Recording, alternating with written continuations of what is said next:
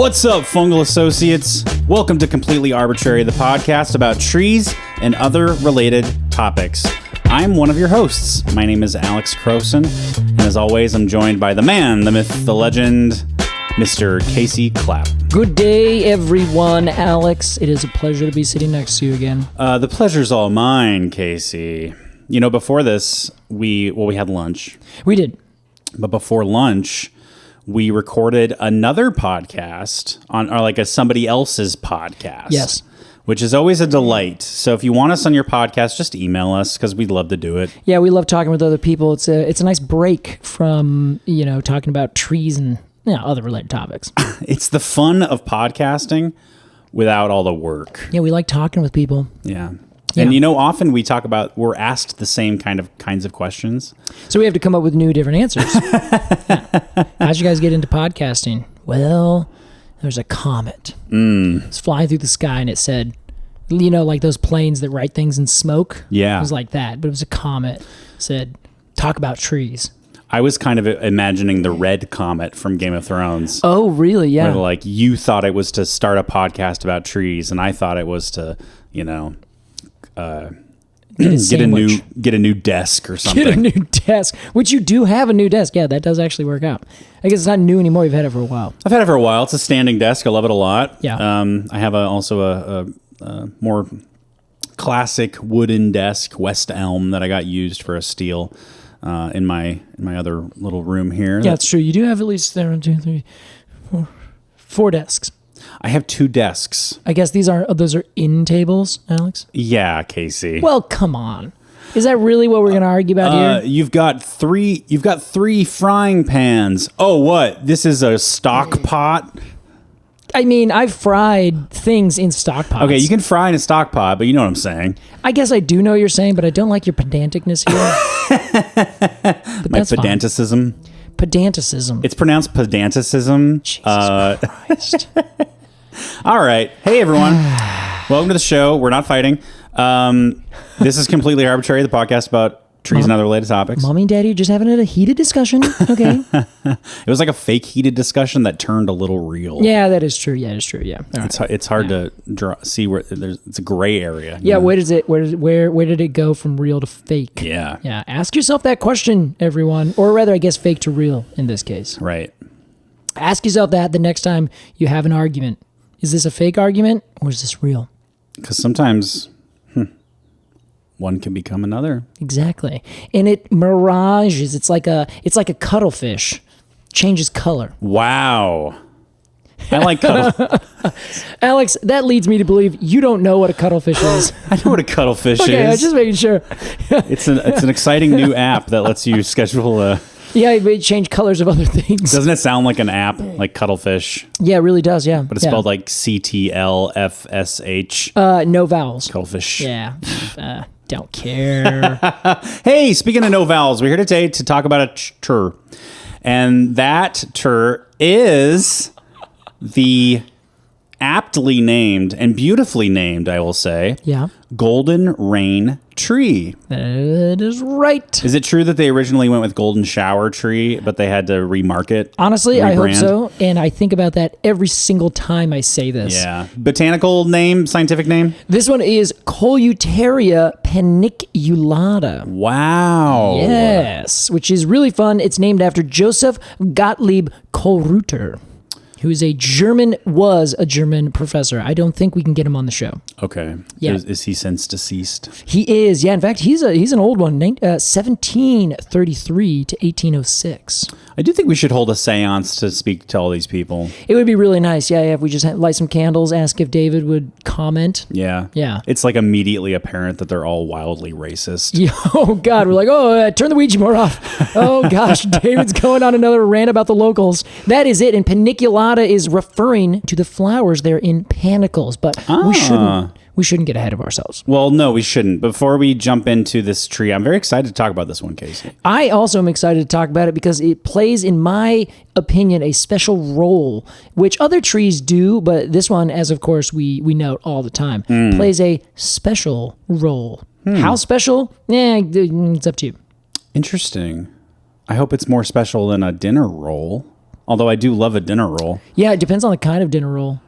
Like, have you ever had, I don't know, like the dinner rolls that are already made? They're all like smashed together. And you King's have to, like, Hawaiian. Is that it? Yeah. Yeah. Okay. I hate those. I'm sorry, Alex. He's gone. We'll be right back with more Completely Arbortrary. Hopefully.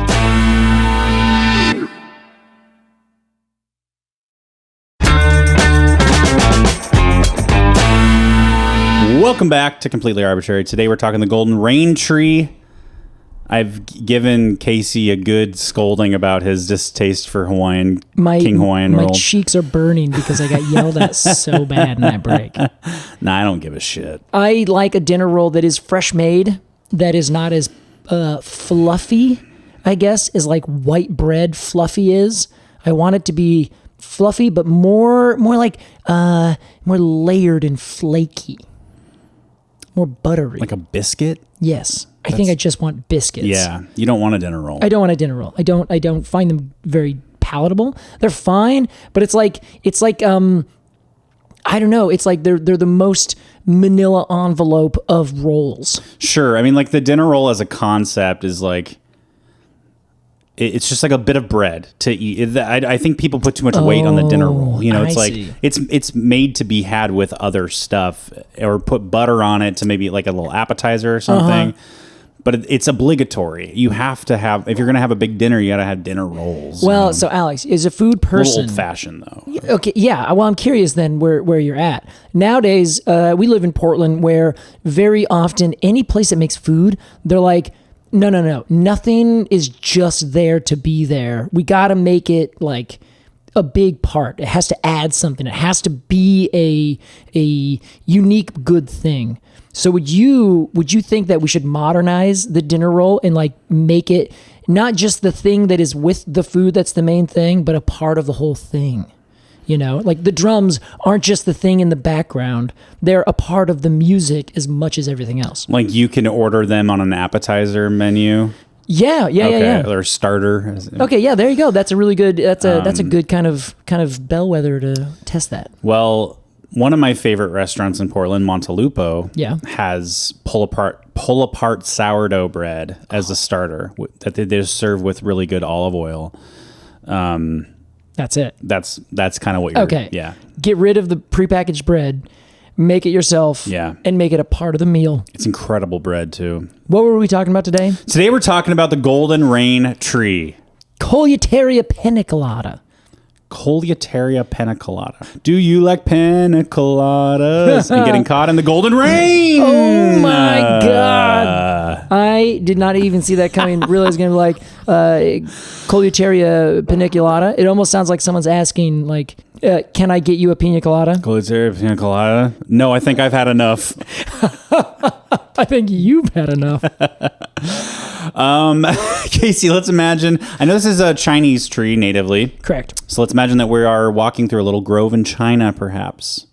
We're among some ginkgos and some dawn redwoods. Oh, that's nice. And we come across some golden rain trees. Casey, let's ID this tree. Let's do it. So this is a tree native to, as you said, Southeast Asia.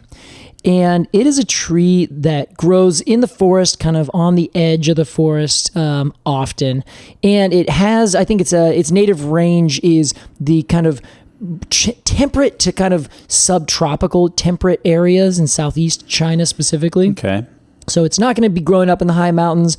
It tends to not be in any place that's not kind of like a really nice cush forest, you know, like the different habitats that it does embody are kind of particular, but it doesn't really, it's kind of a generalist species, but only in this one area. Interesting. Which is very curious. We'll find out more about this. Generalist in a specific area. Yes. Yeah. It seems like an oxymoron. It does. So I guess a generalist, you know, is one that grows almost anywhere, right? Yeah. But this one, it grows almost anywhere in this specific kind of Southeast China temperate area. Okay, I got you. Kind of down a little bit into Vietnam, into allegedly natively, but perhaps not, in Korea, down through that peninsula. Okay. When I just said, but perhaps not, I felt like I was doing an impression of Donald Trump You know, yeah, he's like, it could be like this, but perhaps not. Perhaps not. A lot of people are saying it's native to Korea. Yeah, but perhaps not. We don't know. Nobody knows. It's like you just literally said that people know.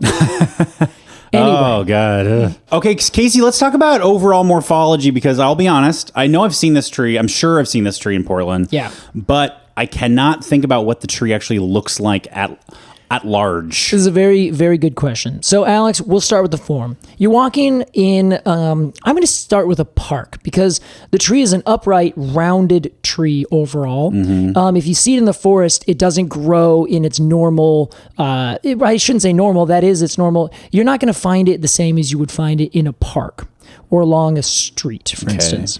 So in its native habitat, it will be an upright tree, but not very tall. So it kind of grows up and grows out at the same time. It finds some space that it can take up, but it's not going to be one of those dominant kind of emergent trees that jumps out to the very tippy top of a 100-foot forest kind of thing. Okay. So it gets about 40 feet tall, maybe 50 or 60 in its native habitat where it's growing really well, having a good time. It's not bad. Not bad. Not a bad tree, but it really tends to stay around that 40-ish feet zone. Okay. It will grow with this nice big spreading habitat.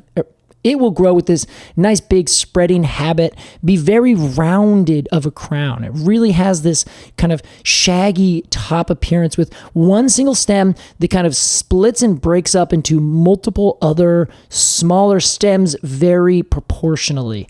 And this is kind of the important thing. It's a tree that grows and doesn't get very big. Like 40 feet is not giant for a tree, right? Mm-hmm. However, it looks like a big tree. Because it's so wide? It's just like a miniaturized version.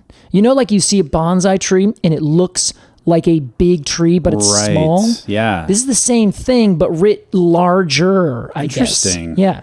So it just has one of those appeals where you see it and you're like, okay, that's a mature tree. It looks big, but it's not. It's not a big tree. It's like Napoleon.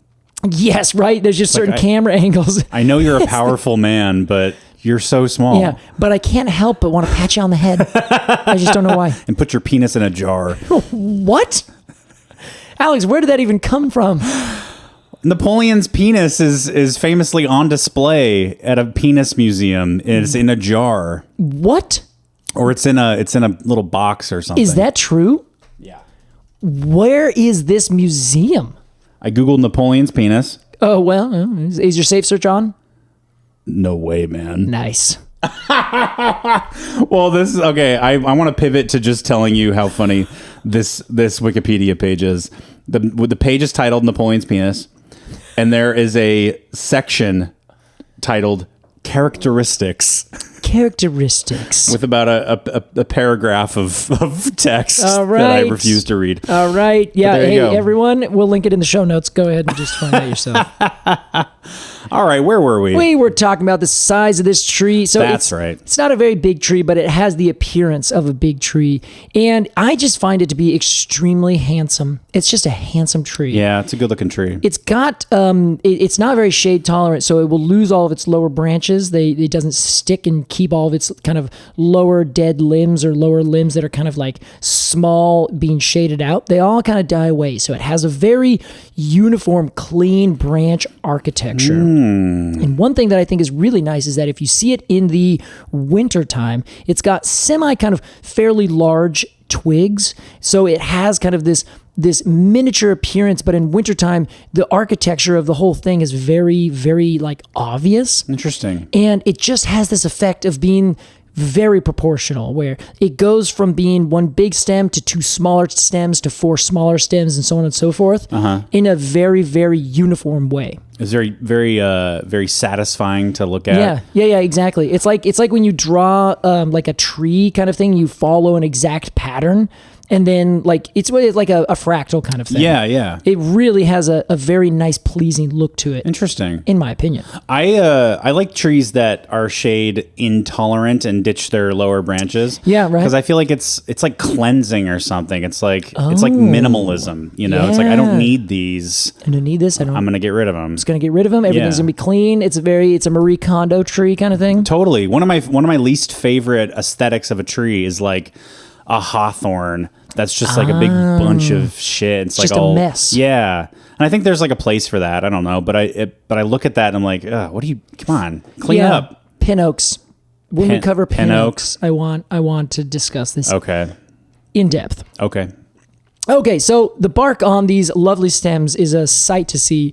I kind of think this is nice because it is a tree that has ridges where it seems like the ridges are getting pulled apart slowly from each other, and they kind of cross over, like very kind of uniform shapeliness to it. But it appears to me sometimes, and this might just be my own like brain, because I looked and I was like, I don't really see this, but for some reason my brain thinks I see this. It looks like there are ridges that are on top of ridges. So there's like a ridge that's on the outside that looks like it's getting ripped apart. And then in the space between those ridges that aren't very thick, they're not very deep, it looks like new ridges are forming. So it kind of looks like there's ridges on top of ridges. Like there's layers to it. Yeah, but I think it might just be an illusion that my eyes see, because I looked at so many pictures and I'm like, not really. So why am I describing it this way? Why does it feel so right? Interesting. Yeah. What do you think? Are you looking at a picture?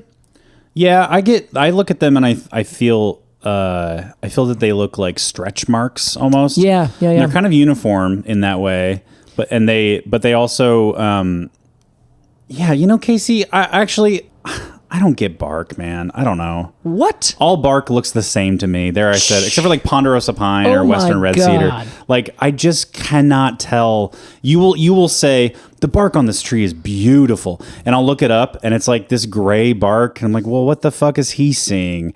I just don't see beauty in bark. I'm sorry. Well, first off, this is tannish brown bark. It's not gray, Alex. I wasn't talking about this time specifically, Casey. I just mean like in general. All right, that's fair. I give up the ghost. The ruse is over. That means to die. The ruse is over. I don't get bark. I'll need to come up with a good descriptor for these so I can really elicit it better. No. It's not you. I'm taking this personally. Not personally as an insult, but personally as a challenge. Okay. Well, don't. Well, maybe you should. I'm fine with my. I don't know. You're fine with having like, I don't really care about seeing that. You know, like some people say, like who aren't musicians, they'll be like, I don't really. When I listen to music, it's just like sound. Like I don't pick it apart or like really appreciate the fine. I just like listen to music. I see. Yeah. That's kind of how I feel about bark. Okay, so like someone could hear a guitar and they're like, it sounds like a guitar, and you're like, but this guitar sounds so much different than that guitar. Right. Where everyone else is like, nah, that just sounds like a guitar. Right. All right. I see. That's fair. I just don't appreciate it. All right. Well, I hope you can appreciate this when you see it in person again, because it'll stand out. Okay. But it is a subtle standout. So it would be, I think a guitar tone is the best way to describe it. Sure. If you don't know what you're looking at and you don't know what you're trying to pick out, it's going to look exactly the same, unless it's like so different. Sure. But if you're an appreciator, you will see the finer points. Precisely. Yeah. Yes.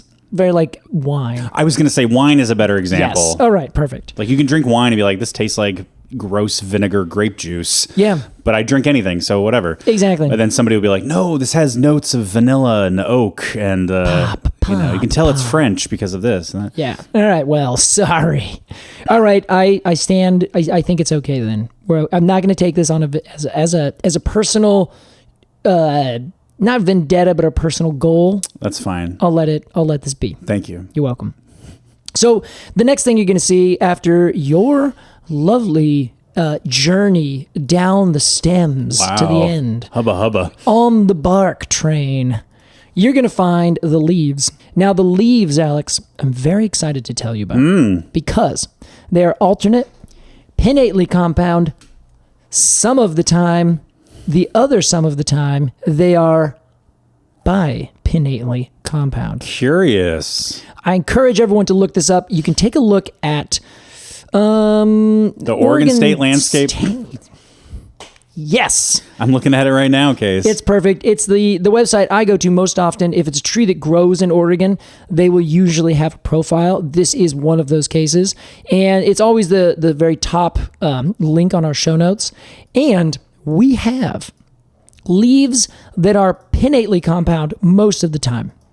But each one of the individual leaflets looks a little bit like a hawthorn leaf or something. Yeah. They're kind of, serrated, a little shaggy looking. I think they look a lot like parsley, honestly. I was just thinking this, Casey. Excellent. We're on the same page. We're totally on the same page today. But then sometimes that parsley, as you go down that little parsley stem, the leaf blade kind of rips a bit apart. So all of a sudden it becomes another compound leaflet, which makes it then bipinnately compound. Right. So is this just pinnately compound with very deep lobes? So deep that it becomes bipinnately compound. Yes, that's exactly it. All right. And that is the case with any leaf.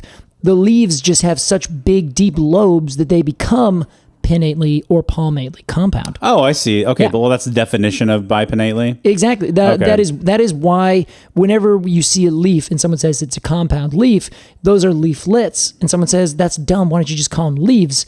It's because in a technical sense, if you're looking at it and you just draw the lines as if there were no gaps in between, it would just be a lobed leaf. Right. Yeah, so that's just one of those things that is on that spectrum of how intense the leaf is lobed or cut or something like that. And the petiole of the leaflets is just like the vein, like the main vein, It's just that main vein, exactly. of a leaf. Yes, precisely. Okay.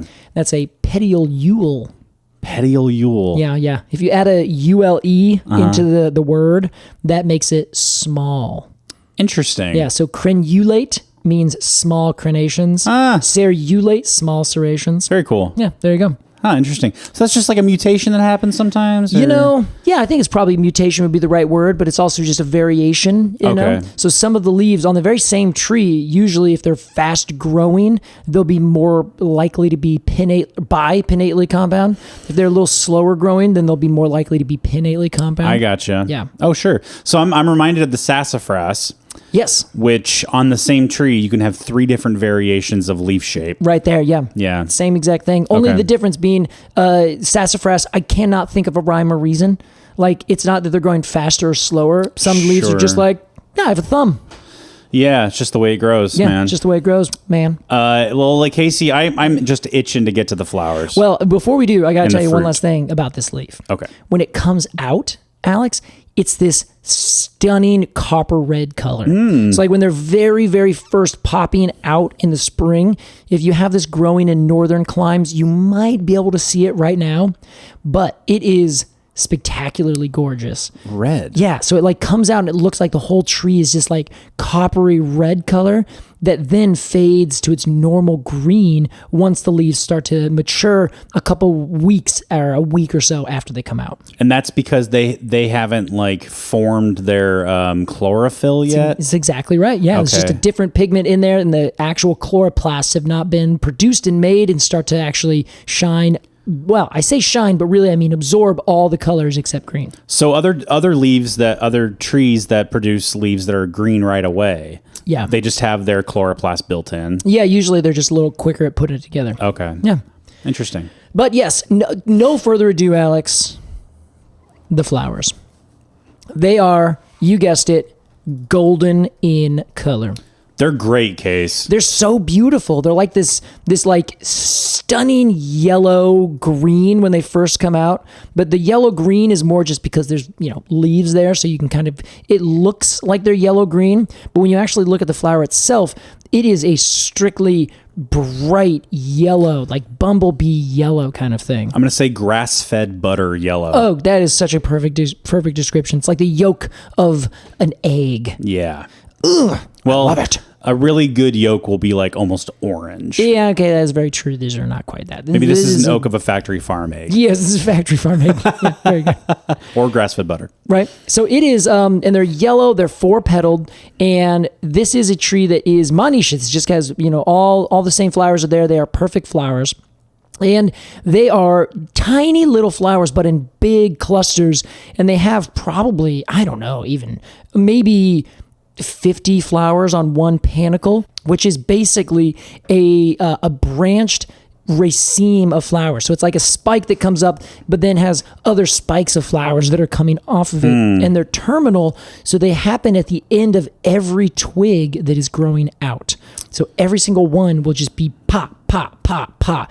The display looks like fireworks. Wow. It's as if you're walking around, this tree is actively portraying a fireworks display at the end of every single one of its branches. Beautiful. It's just stunning. I will say, I feel like panicles are a little more organized looking. Ooh, yeah, okay. Like they have, or maybe I'm thinking of panicles. Like they look a little neater. Oh, yes. And these are very kind of messy in a good way. They're just like a big cluster of things. They're very spread out, you know? Yeah, yeah. And I think that is an adaptation, Alex. An adaptation to the fruit of these trees. Wow. Another common name that people might know this tree by is the Chinese lantern tree. Yeah, okay. And that is because it makes these fruit that are about, what would you call that? It's about the size of a, maybe like a dumpling or something like that. Maybe a ravioli. Like a Russian dumpling, not like a Chinese. Well, I guess dumpling is such a broad term. Yes, I didn't want to say it was one sort of thing. Right. Because there's so many dumplings. I'll say they look like little chili peppers. They look like little pepperoncinis. Definitely. Yes. Yeah, perfect. but smaller. Yeah, and they have they're three-sided and they are very papery, and you can rip that paper open, and they have one to several little black seeds, or they're very, very dark, almost black, very perfectly circular, so much so that they've actually been used as beads historically, or for rosaries, that kind of thing. Cool. And they will fade from a kind of greenish yellow in the early spring to a pinkish tan in the late fall. And I guess not early spring, in the early summertime once they really start to develop. Mm-hmm. And the effect on the tree is just stunning. Because the leaves, because they're so kind of cut and compound, they have this kind of shaggy appearance, and then all of these fruit are also kind of shaggy on top, but their color is like quintessentially fall or late summer. Yeah, like the kind of straw colored. It just gets me every time. You have a fondness for this tree. I can just tell. love this tree. Casey, I have a question about these pods. Yeah. Would you call them pods? Yes, they are capsules. Yeah, so capsules. I think pod is perfectly fair. They look like 3 leaves sewn into like a football. You know how football is like 3 like little pieces of material or whatever for sewn together on the sides. Yeah. Are they modified leaves? The papery part of the fruit? I actually don't believe so. They might be. If you go back far enough, every bit of a flower is some kind of modified leaf. Sure. But the thing with these is that as they develop, so the flowers don't have any bracts or anything around them. It's just the flower. And then as that fruit starts to develop, those new green little capsule bits develop and grow themselves. So I would say probably ultimately, but I don't know what part of the exact anatomy that is. But there are no leaves that are near the flower that then would kind of go into the fruit. True. So I don't know. Okay. It's a good question. They just look like leaves. They just look like leaves, yeah. And that's probably because, plants are like, well, I know exactly how to make this thing, so I'm just going to make that. It is curious to see a fruit with no flesh. I'm trying to think of what other things we call fruit that have no fleshy part. Yeah, well, Samara would be a good example. Oh yeah, okay. Yeah, and then trying to think of other things. This is in the soapberry family, so the soapberry kind of has some things like this. It's in the soapberry family. Yeah. Sapondaceae. Well, this just makes a whole lot of sense, right?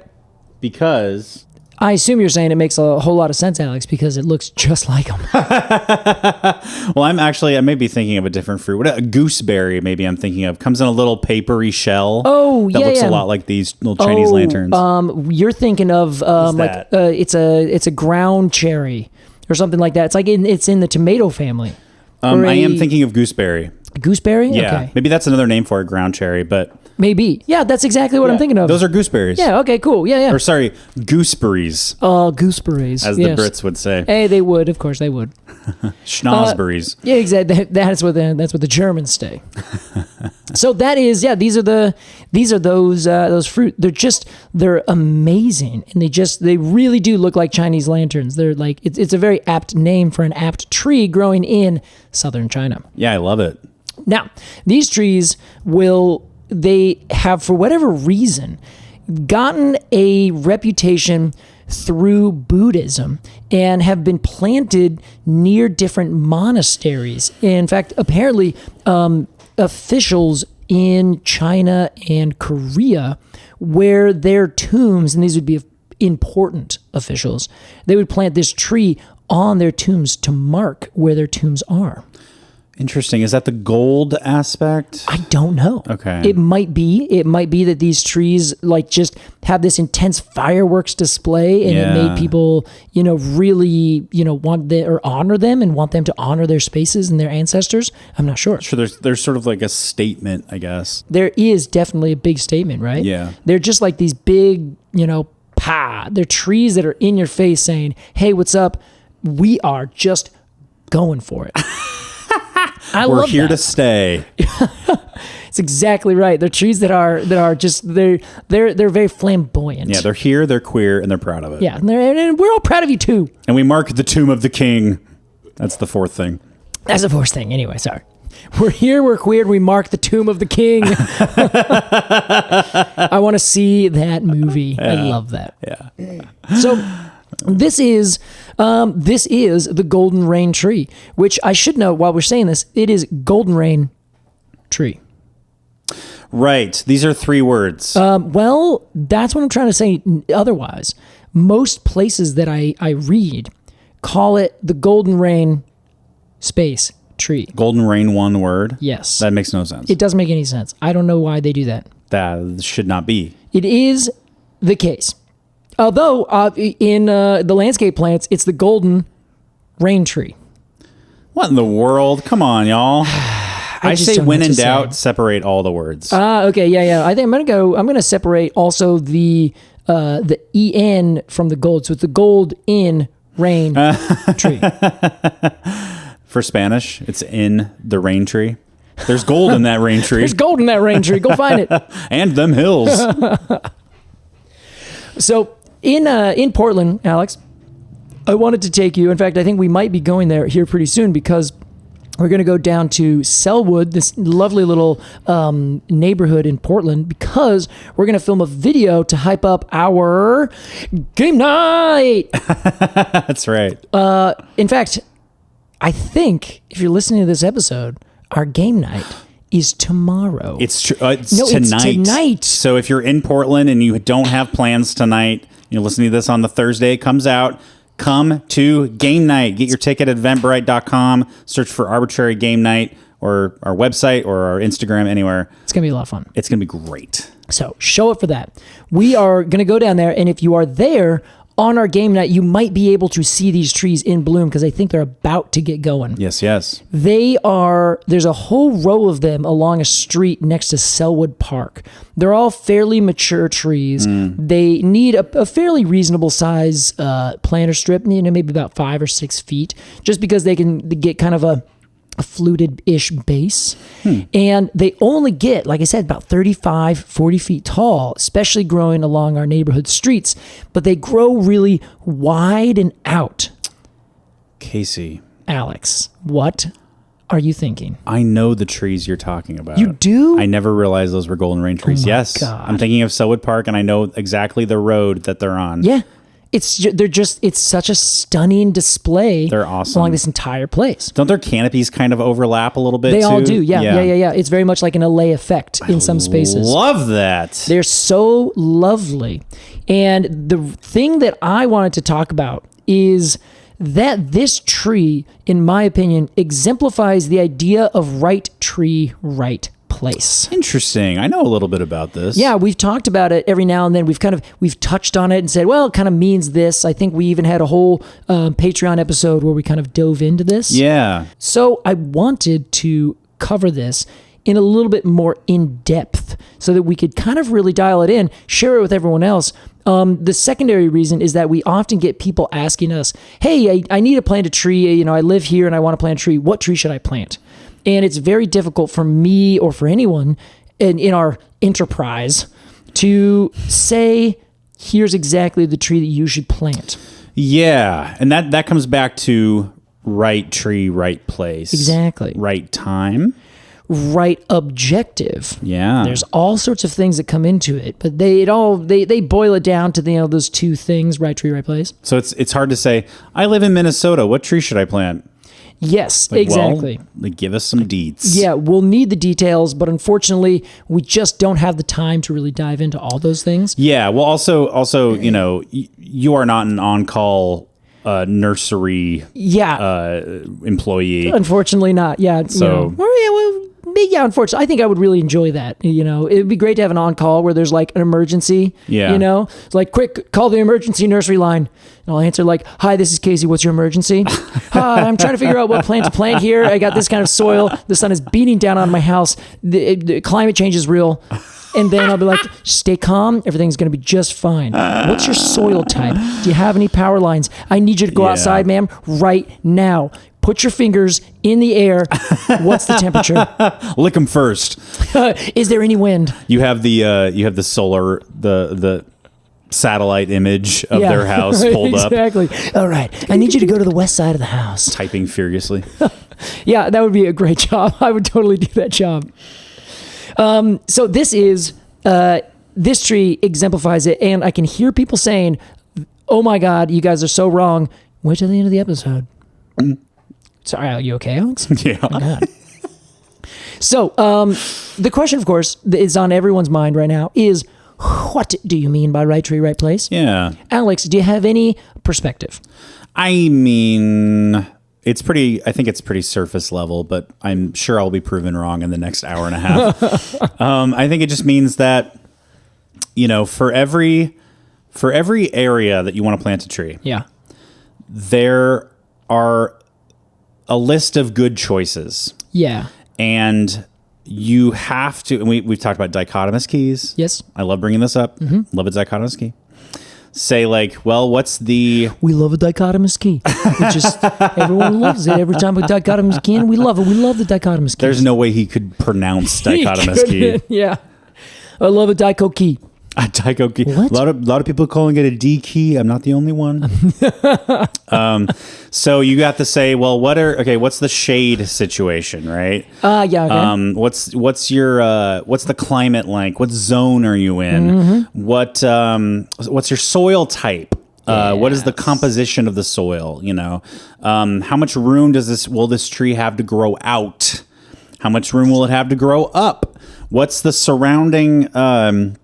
What are the neighbors like? Like, what kind of trees are around it? Hey, is your neighbor an asshole, or do you really like your neighbor? Is it juniper or like Douglas fir rich with mycelium? Yeah, right.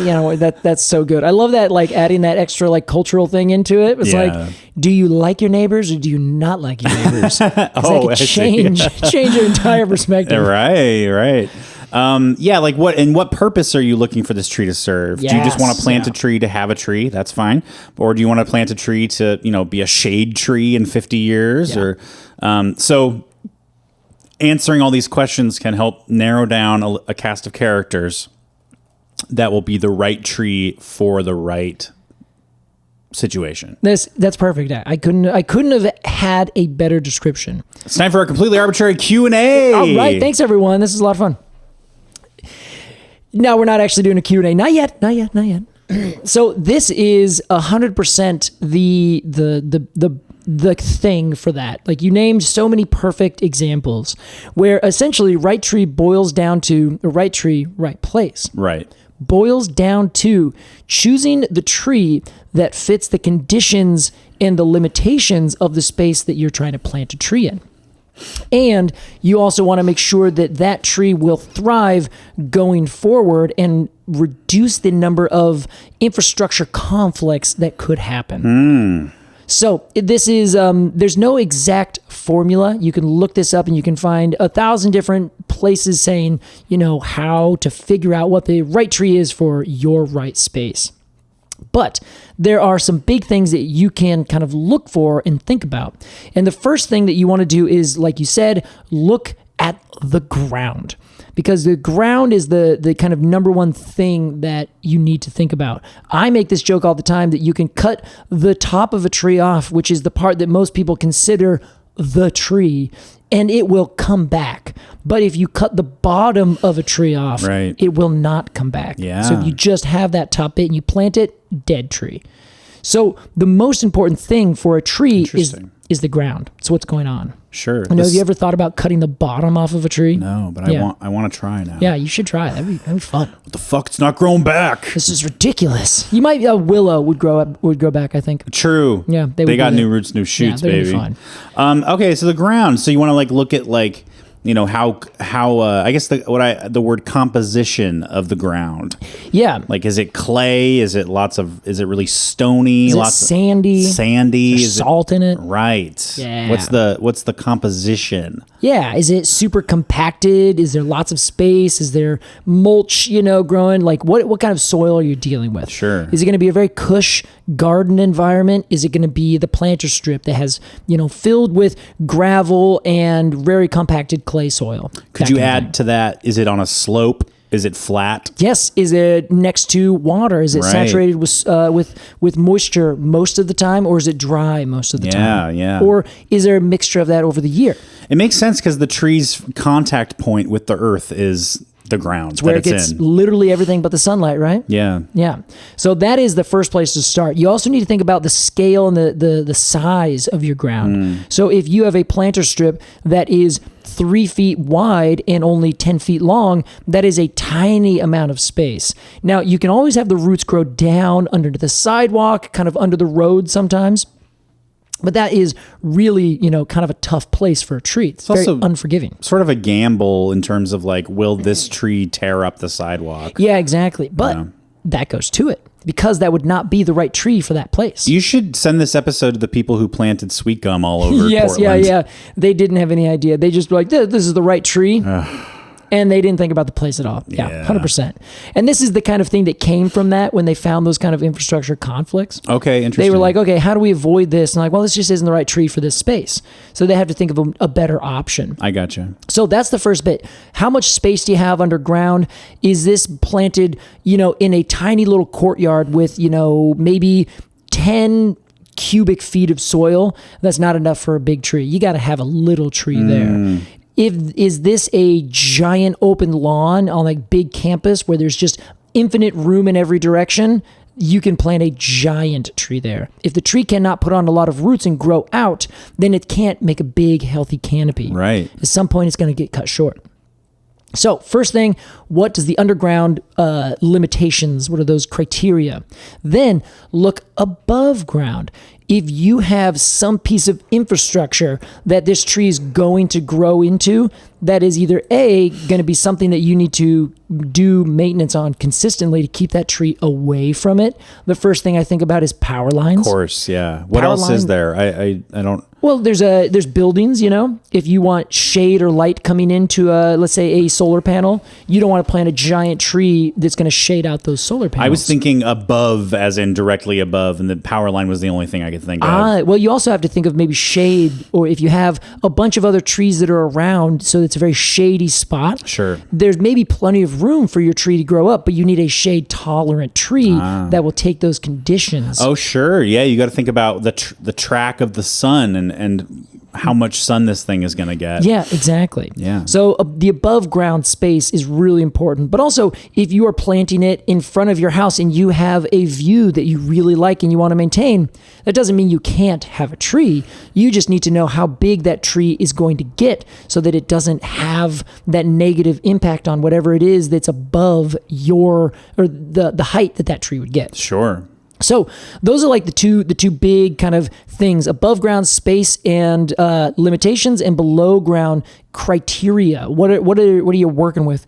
Because there are thousands of different trees that you could plant ostensibly in some spot, but you cannot choose 1,000 different spots. You have one spot. I want a tree right here. Interesting.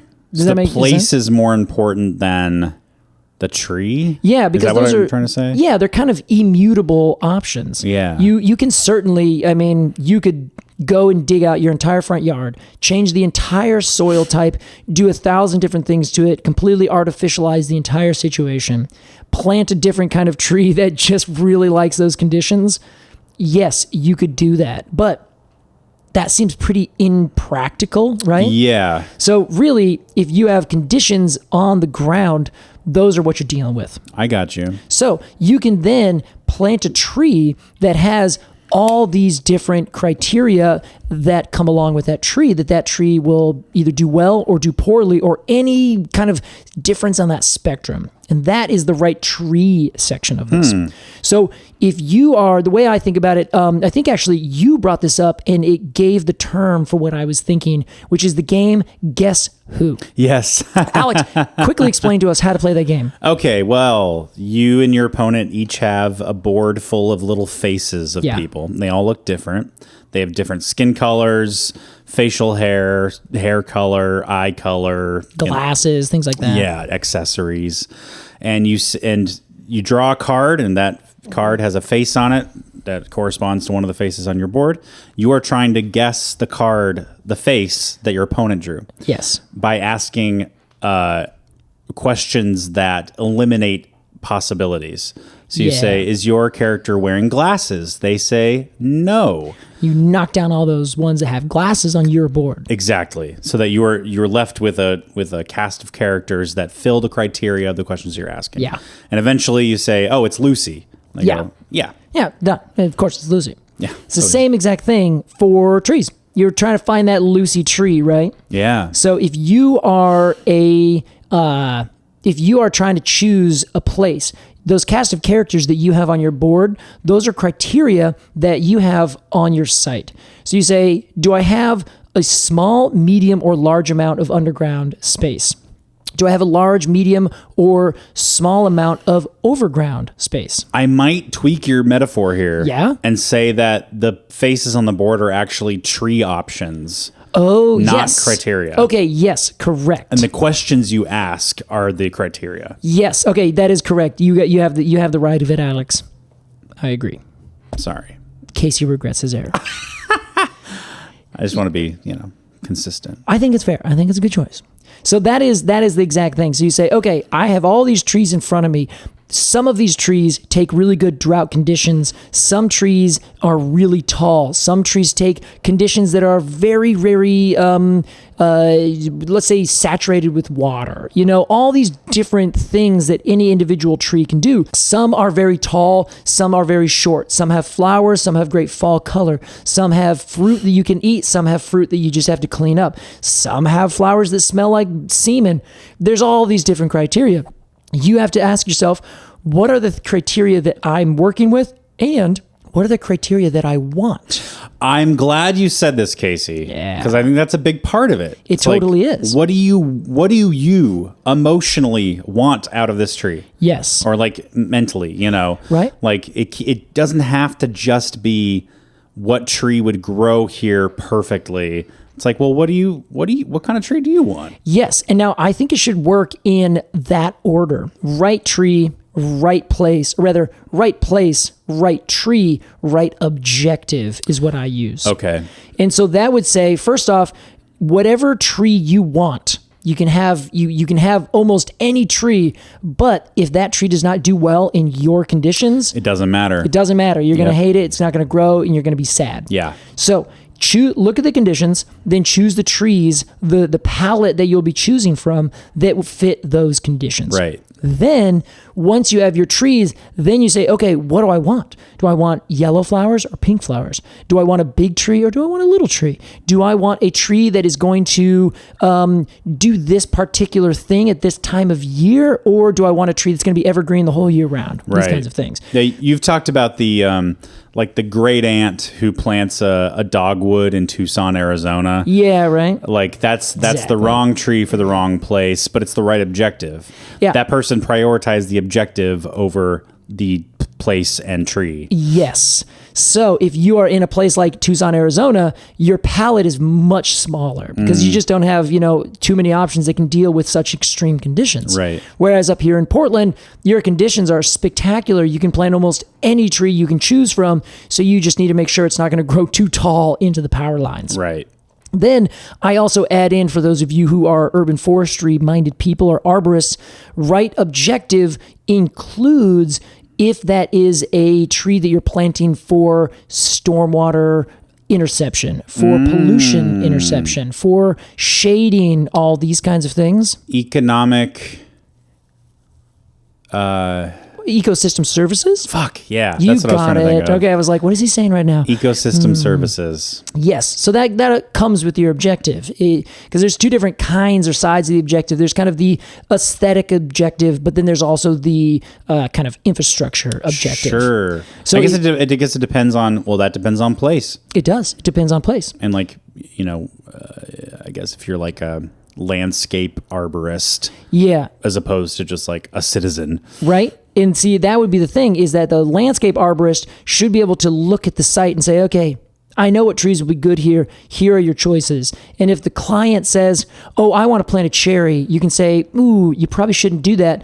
This is a very shady spot. It's also very dry. Your cherry's going to die. Yeah. If the client continually says, yeah, give me a cherry, great, sell them a cherry, do your job, and then call it good. Right. But the appropriate thing is to have a conversation and say, here's the best tree for this situation, or here's the best trees to choose from. That way the tree's going to survive. It's going to do the thing that they want. Everyone's happy. And then give them, in their written quote, say that you tried to talk them out of it. Yeah, exactly. Like, I tried to say no, but whatever. So coming back to our Koelreuteria paniculata. Yes. This tree I find to be the right tree for the right space. Specifically, these ones that I'm thinking of down in Selwood, because there are overhead power lines that are growing, but there's a big wide space. Yes. So you can plant a big tree, but you can't plant a big, tall tree. Right. So it also is a beautiful tree. It's probably not the right tree for stormwater interception because it is a deciduous tree. So when we here in Oregon get most of our rain, its leaves are gone. It's not doing a whole lot. Oh, okay. But it'll shade your street and it'll do pollution absorption for the entire summertime. So it's 2 out of 3. It's pretty good. Those are great shade trees. They're great shade trees because they grow up and then they grow out. Yeah. They're fairly strong wooded trees. I've heard they're a little bit brittle if you really try to use them for something, but just growing up and living, I don't think I've seen any. I've never dealt with any in terms of like emergency response where they've broken off or something like that. So they're good, solid trees. They take almost every condition you could imagine. Salt spray, they take drought conditions, they take intense clay soil. Like, they grow in the roughest places, perfect for a planter strip. They only get 35 or 40 feet tall, perfect to have underneath power lines. Yeah. They grow outward, so they shade your sidewalk, they shade your cars, they shade your roads. They have beautiful flowers. They come out in the spring with this beautiful red foliage. Wow. They have yellow striking fall foliage He's in the heating fall up. time. Oh my God. They are just, and then in the winter, they have this gorgeous architecture with these beautiful fruit kind of still hanging on. They kind of fall off over the course of the winter time. They're just spectacular trees. And whenever anyone has a big strip, but there's this, awful power lines, which should be underground, out of the way no matter what, but we don't do that yet because of dumb reasons. Well, there's still an option for you. Yeah. So there's always a good option to be planted in almost every situation. You just have to take the patience to talk to someone who knows what those options are. And most of the time you can get an option that'll check every box you want. Yeah. And that's the key, I think. It seems like it just takes a little patience and work and forethought. Exactly. That's all it takes. Yeah. And you have to sometimes say to yourself, this is not the right place for a cherry. Yeah. This is not the right place for a Douglas fir. It's not the right place for a ponderosa pine. I must plant a smaller growing tree. Casey, keep this energy. This is very good. We're going to go to a break. And when we come back, we're going to jump right into our review of the golden rain tree. We'll be right back with more Completely Arbortrary.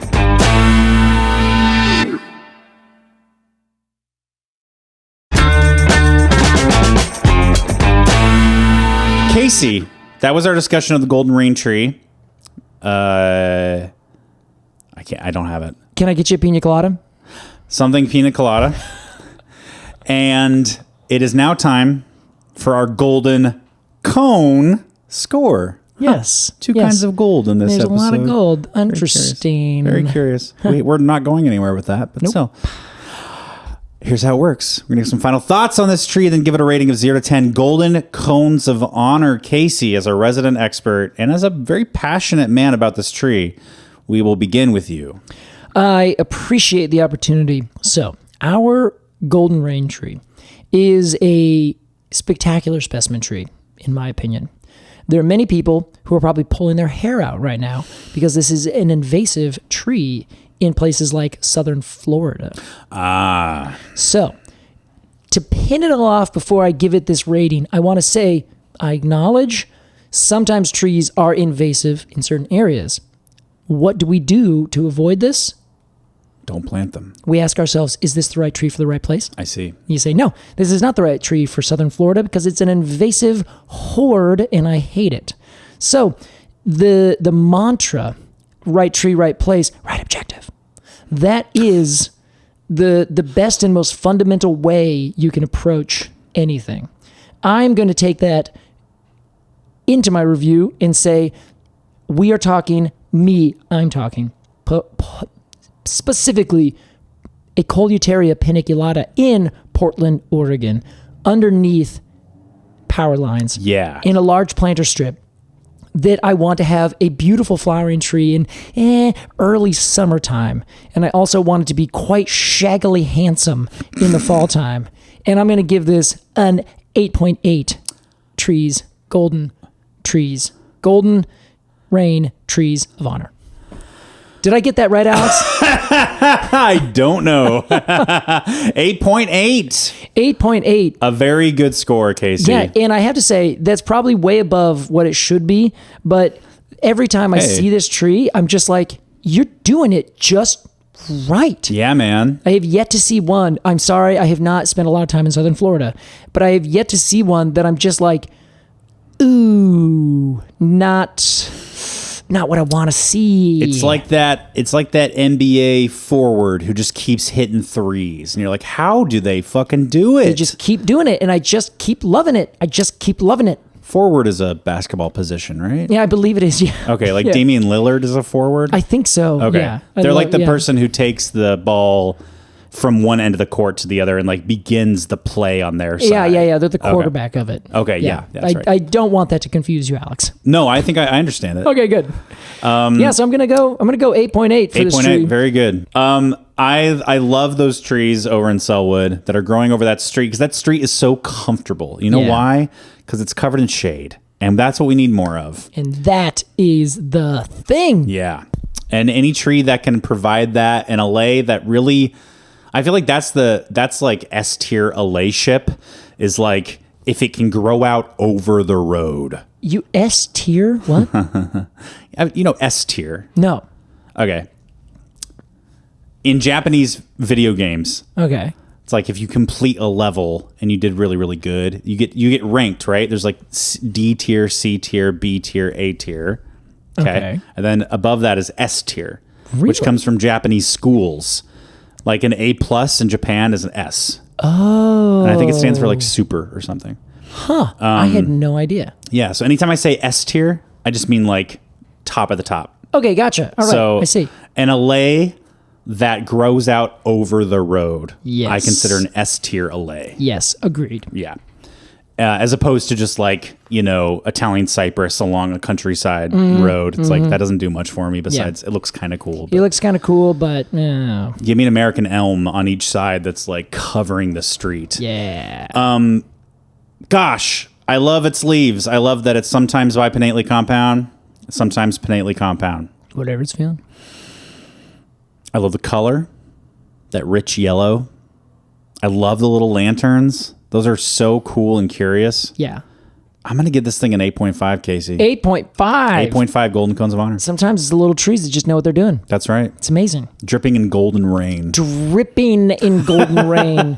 Everyone, go out and find them right now. If you're in Florida, kill it when you find it. Wow. Yeah. So Hey, go pee on a golden rain tree for us. give it a golden shower. That was our review of the golden rain tree. We hope you liked it. Casey, it's time for a game. Hey. Oh, what? That's right. I didn't know there was a game today. Yeah, there sure is, pal. Let's do it. And this one is a classic that we love and hold dear. This is the family tree. All right. No theme song this time.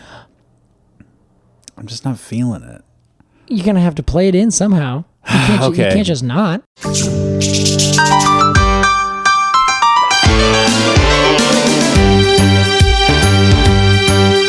It's a common condition in this day and age for Casey and Alex to anthropomorphize a tree. Is it Zeus of Olympus or Saruman? Some people say it's even Admiral Thrawn. Deep cut. You know there must be some kind of rules for this stupid game. But all we can see is an opportunity for a segment on completely arbitrary. Maybe Jean-Luc Picard is an elm of some kind. And the kid from Up is a ponderosa pine.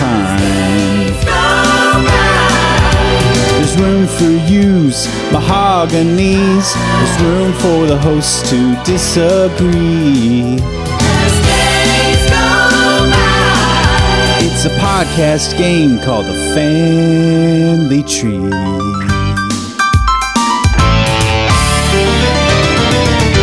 Well, Casey, this is a very special edition of Family Tree. What do we got, Alex? Because this week, well, let me just introduce the game for those who don't know. All right. In this game, we take some cast of characters from some canon or other, a group, an ensemble, if you will. I will. We then assign each of them a tree based on their personality, physical appearance, etc. Yes. Casey, this week, we will be assigning trees to the toys from Toy Story. From Toy Story? Yeah. Alex, which one? I'm very excited. Several. The first one? The Yes, second one? Toy the Story third, 1. The fourth? The fifth? The OG Toy Story. Okay, thank God, because I think I've only seen the first two. You, what? I think that's The it. third one is the best one. It is the... Isn't that when he goes to college? Yeah.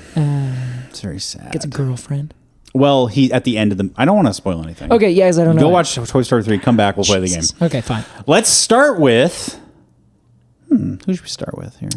How about, Casey, let's start with the nervous Nelly of the group, Rex. Rex. Oh, I like Rex. Rex is a gentle giant, you know? Yeah. He's a T-Rex toy, but he is very skittish and nervous and gentle and kind. Very ironic.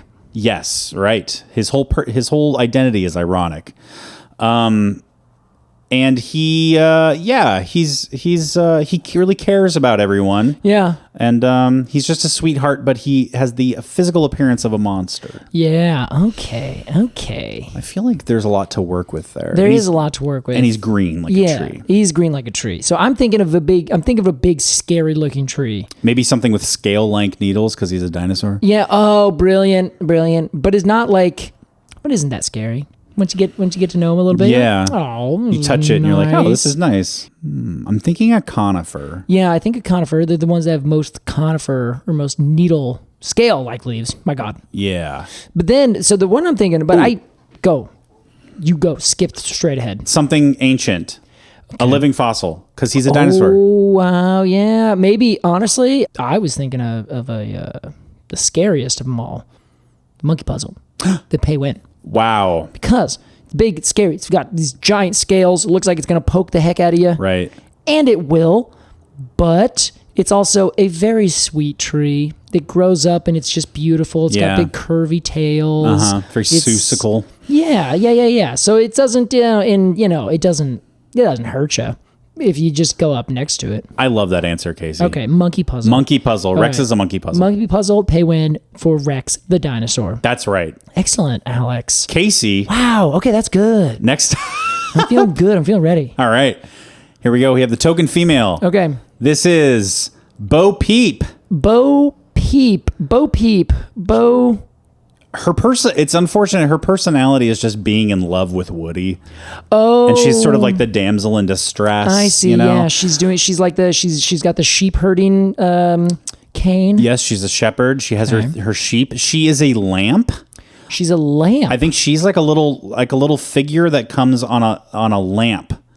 I believe. Yes, I see. She's like a part of a Bo Peep lamp. Yeah. I will say in Toy Story, I think 4, Bo Peep is like a martial artist. She's like really badass. They really make her she's been doing like Tai Chi, like working on all these things. Right. And she's like the hero of Toy Story 4. Yeah. So I don't want to say that she's just a damsel in distress. I'm talking about specifically the first movie. I don't know. Yeah. I can't remember if she does anything heroic or if she's just kind of a minor character, but yeah. Oh my gosh. In Toy Story 4, she looks quite different. Yes, she looks like Rey from Star Wars. She's like yeah. She's a badass. Okay, all right. So I'm thinking something that animals like. That are, animals are drawn to, that are comfortable around. Yeah. But also, if you get too close, will whap you.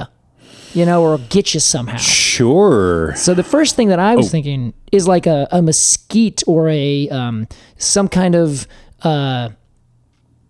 acacia tree down in arid areas where goats often like to hang out in and on and around. Okay. Because they're comfortable with it. Because sheep, I always think of as being in like, big open corrals, or just on the side of a hillside, grass where there's no trees.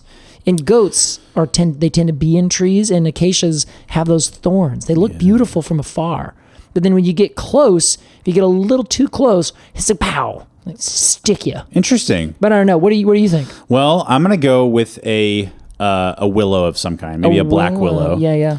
And I am going to say that this is a willow on the side of a pasture, by a river, kind of with its roots in the water, and it's sort of acting as a hedge, right, for this pasture.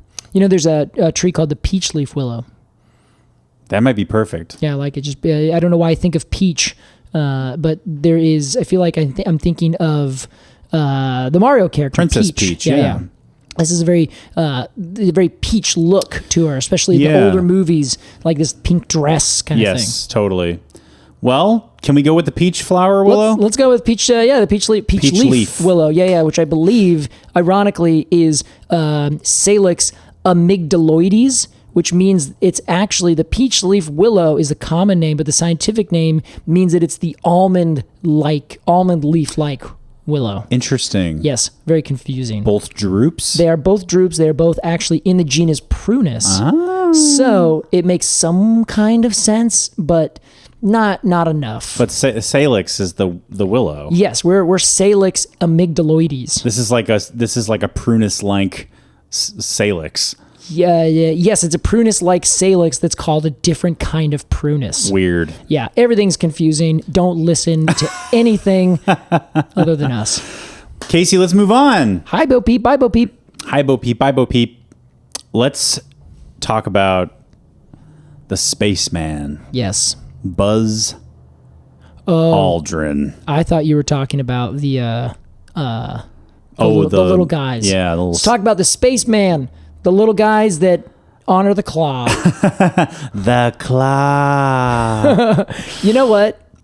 Can we, I just real quick as a side note. Yeah, please. I choose the radiata pine as the space, little space guys. All right. Because they're always jammed in tight inside their little corral. They're growing up, and the claw, they look up and they honor the claw because it's actually just a chainsaw machine that just comes and cuts them all down and takes them out and then replants, and then they grow up and they're like, we're back. They don't know they're on a plantation. Yeah, exactly. Yeah. So They think they're in the forest. yes, so that's as a quick just a little bonus there. I love that. All right, perfect. Let's talk about Buzz Lightyear, All right, Casey. Buzz.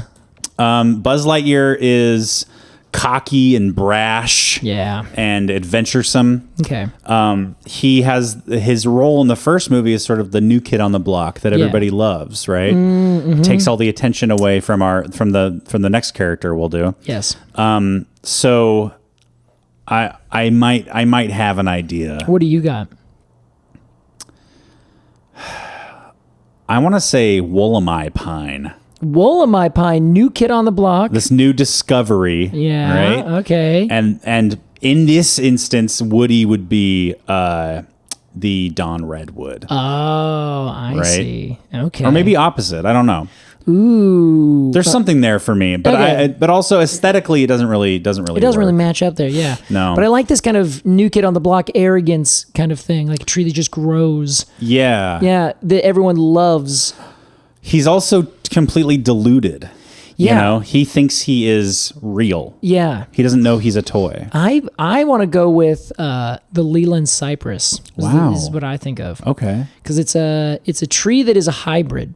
So it grows with an intense amount of vigor, and we plant it, and it just grows everywhere really fast, and everyone thinks they love it, but it grows so fast that it gets out of control. Wow. So I kind of see it as being, it's a new kid on the block. Everyone plants it kind of everywhere. It's the new age kind of arborvitae. Wow. And you plant it, it's great, and you're like, oh, cool. There's this new plant, and it's adventuresome because it grows all over the place very quickly. I was also thinking of the tree of heaven, a very adventuresome tree that likes to grow anywhere. I don't want to associate Buzz with Tree of Heaven. Yeah, you don't? Okay. maybe something like the mangrove. Like I'm kind of thinking of a tree that like goes everywhere. Mangrove is pretty good. Yeah, I would say an aspen, but aspen doesn't feel right. No, I was also thinking madrone. Yeah, see, I was thinking madrone for Woody, but I also like madrone as well. They're very adventuresome. They grow out on the side of rocks. Right. You know, they're always constantly there, but I don't have a big arrogance kind of feel. What was the first one? I said? Yeah. The one that... Leland cypress. Leland cypress. Let's go with that one. That sounds good. All right, Leland cypress. We'll do that. Yeah. All right. And it's purple and green. Yeah, it's definitely purple and green. Yeah, for sure. He has the Joker colors, I just realized. Those are the Joker colors, purple and green. Oh, yeah. I think they are complementary colors on the scale of color. That's right. Which means they go well together, but they're also opposites. True that. Casey, let's talk about our last character here. Yep. The man himself. Woody's Roundup. Come on, it's time to play. Boom, boom, boom, boom. Woody's Roundup. I love that song from Toy Story 2. I think it's really nice. You remember that? No, I don't. Woody finds out that he's like a character from a TV show from the 50s. Oh, yeah. And there's this theme song. It's like this children's show. Yeah, that's right. That's right. He's a marionette. That is so funny. I love that premise. You do. I happen to know that you do love the Toy Stories very specifically. I do love the Toy Stories, yeah. I remember one time, I think you cried. You're like, Toy Story 3 or Toy Story something's coming out. We got to go see it. And like, it just, you are so emotionally, in fact, all the Pixar movies you used to love. Yeah, I used to want to work for Pixar. That's right. Yeah. I never knew how much a movie could just like emotionally affect an adult. Yeah. Until I experienced a Pixar movie with you, and I was like, okay, there's something to these. Oh my god. Just so touching. They really are. It's like almost scientifically designed to make you feel something. Yeah, but they're very good at it. Yeah. Casey, let's talk about Woody. Okay. The cowboy. Ponderous Pine. He has sure. Okay. That's what I was thinking. He's got a snake in his boot. What else? He's a sheriff. So ACAB. Well, he's got a snake in his boot. Oh, have we talked about my shirt idea with Woody and it says ACAB? Because he's a sheriff. Oh no! In like Toy Story font, ACAB. That would be so funny. It probably exists. It probably does, but honestly, we can do it ourselves anyway. Why not? That's hilarious. He has his position in the first movie is he is the sort of leader of the toys, right? He's the mayor in a way. He's when like a sheriff was also a mayor. Yeah, right. Yeah. And they're just leaders of everything. Yeah. They're just in charge, I guess. But it was always, whenever I think of sheriff, I always think Old West, which of course is, he's a cowboy, right? Yeah. Yeah. Wait, why do you say that? Well, because there are sheriffs in like big cities. Like there's a sheriff for every county in the entire United States. Yeah. But I don't think, when I think sheriff, I don't think of gangs of New York, Totally. You think of constables. Yes, exactly. I think of sheriff, you're outside with that golden star, copper star, whatever. That's sheriff. what I think. Yep. Yeah. So Woody's the sheriff. Okay. So he's the leader, but then the new guy comes in and everybody loves him. Yeah. Woody feels like he's being forgotten. Being pushed aside a little bit. Which kind of mirrors his relationship with Andy, who's sort of forgets him and is really into this new toy. And all the memorabilia on Andy's walls, remember this part? Yeah. Like all changes to Buzz Lightyear stuff. Yeah, I do remember that. Like as a kid, you're like really into Ninja Turtles. You have Ninja Turtles everything. Yeah. And then you discover Power Rangers. And then you become a Power Ranger kid. Right. And you just have like everything you own is Power Rangers themed. Yeah. Ponderosa Pine, right? Yeah. He's a cowboy. It just feels apt. Yeah. Yeah. Yeah. All right. Well, that was Family Tree. Oh, Toy Story Edition. That's fun, Alex. You know, Casey, it's true what they say. You've got a friend in tree. Thank you, Alex. All right, Casey, it's time for a completely arbitrary Q&A. All righty. This week's question is from longtime fan Megan Vaughn. Megan asks, Alex, thank you for all the beautiful music you've produced lately. Oh, that's why you like this question so much. No. I was wondering if you wrote a song about your friendship with Casey, but used tree analogies. What would you use and why? Oh, that's a good one. Lots of love to you both. Thanks, Megan. Thank you, Megan. Casey, what do you think? Tree analogies that represent our friendship. I think it would have to be something that grows and develops over time. Mm-hmm. It gets stronger, but it has weak points where we lost contact. Yeah. I think it would also be a tree that helps both of its sides, helps itself. It can't just be a tree that does it all by itself. It has to be a tree that works with another thing, another tree. So maybe it's just the same tree. There's just two of them. Interesting. I don't know. What do you think? Well, I'm trying to I guess I hate to distill our friendship into the creation of the podcast. Okay, but since we're on the podcast, maybe I'll go that direction. It might be a good place to sure. Focus. So you are a very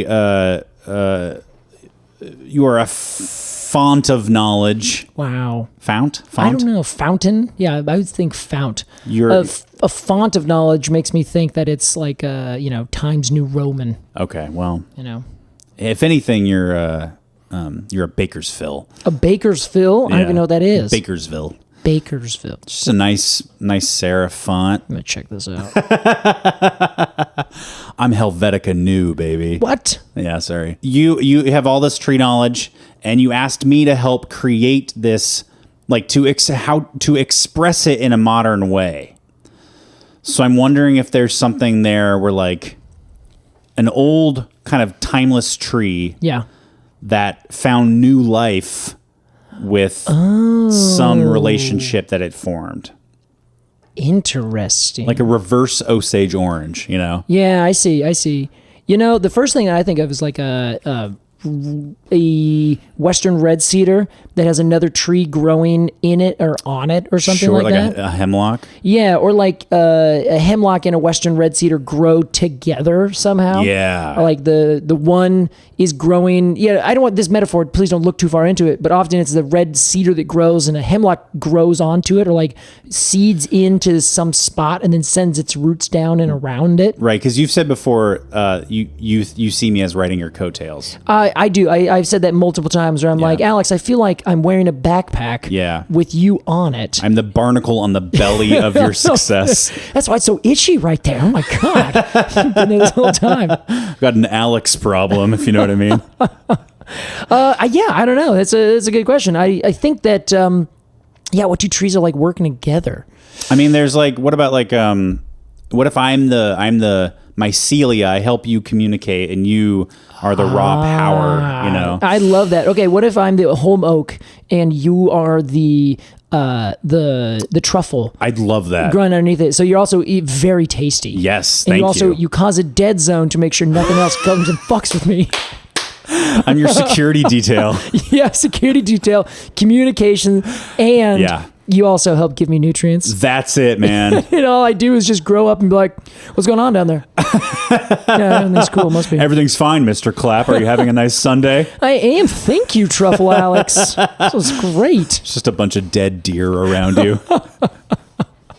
I think that's it, Case. All right, let's do that. Yeah, sounds good. The story of holm oak and truffle. If you have a question for us, join the Patreon. Patreon.com/arbortrarypod. That's ARBORTRARY pod.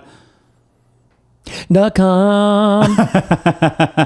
If you have a question for us, join that Q&A. That's Quercus and Alder tier for $3 a month. That's where we just got Megan's question. That's right. For $5 a month to support the podcast, you get 2 bonus episodes and to be part of the Q&A every month. And for $10 is our flagship tier, the Cone of the Month Club. Every month we get an independent artist to illustrate a conifer cone, different species every month, different art style every month. And then we get it printed on stickers at Sticker Ninja in Portland. And we ship them all over this damn world of ours, Casey. That's right. Someone commented recently that they weren't sure that we ship to Canada. We do. Oh, yes. We have many Canadian patrons. Above that is Arbortrary Plus, our live stream tier. Every month you get 2 live streams. One is with Casey and I, where we do all sorts of things. And we're kind of like, as of last live stream, we are sort of reimagining what we can do with those live streams, which is very exciting. Yeah, it's very fun. It was very interactive, and it gave the patrons agency in the podcast, which I thought was pretty cool. Yes. Some of the things that those folks used or said or responded to, we are going to actively be using here in the next couple weeks. That's right. On the show. Just like our Excellent Adventure series. Yeah, exactly. Yes, they helped choose some of the trees that we chose. That's right. Exactly right. And then one of those live streams is just me, although we've talked about getting Casey to join on one of these as well, playing a tree or nature-themed video game, Twitch style, just a nice little game stream. That's right. Above that is the most generous of admissions, $20 a month. It starts at $20. You can give what you want. If you really want to go above and beyond to support this podcast, if you really love what Casey and I are doing, hey, we'll take anything and we'll take nothing. If you just want to listen to the show for free, it's perfect. That's also great. We love all of our patrons and all of our fungal associates all over the world. Casey Clapp. Alex Crowson. Thank you for sitting down for this golden Raintree discussion. Oh, you are so welcome. I'll see you next week when our hue changes just the slightest. Very interesting. Yeah, it's going to get a little more yellow. I like the sounds of that. Huh, me too. More yellow than the golden rain tree. More yellow than the golden rain tree. All right. Mm-hmm. Oh, I noticed you put rain and tree together just then. Raintree. I prefer golden rain. Tree. Thank you so much for listening to Completely Arbortrary. We'll see you next time. Goodbye. Bye.